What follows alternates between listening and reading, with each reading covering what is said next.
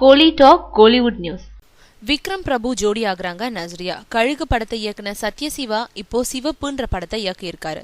விரைவில் சிவப்பு ரிலீஸ் ஆக இருக்கு. அடுத்து அவர் மேஜிக் ஃப்ரேம்ஸ் நிறுவனத்தோட மலையாள உஸ்தாக் ஓட்டல தமிழ்ல தலப்பா கட்டின்ற பேர்ல ரீமேக் செய்ய இருக்காரு. இதுல துல்கர் சல்மான் நடிச்ச கேரக்டர்ல விக்ரம் பிரபுவும் மறைந்த திலகன் நடிச்ச கேரக்டர்ல ராஜ்கிரகனும் நடிக்கிறது உறுதியாகி இருக்கு. மலையாள உஸ்தாக் ஓட்டல்ல ஹீரோயினுக்கு பெரிய முக்கியத்துவம் இருக்காது. இதனாலேயே நடிகைகள் தயக்கம் காட்டினாங்க. இப்போ படத்தோட தயாரிப்பாளர் லிஸ்டன் ஸ்டீஃபன் நஸ்ரியா கிட்ட தமிழ்ல ஹீரோயின் கேரக்டர் விரிவுபடுத்தப்பட்டு முக்கியத்துவம் தரப்பட்டிருக்கதா கூறியதுனால நஸ்ரியா நடிக்க சம்மதிச்சிருக்கிறதா சொல்லப்படுது. அந்த கேரக்டர்ல மலையாளத்துல நித்யா மேனன் நடிச்சிருந்தாங்க.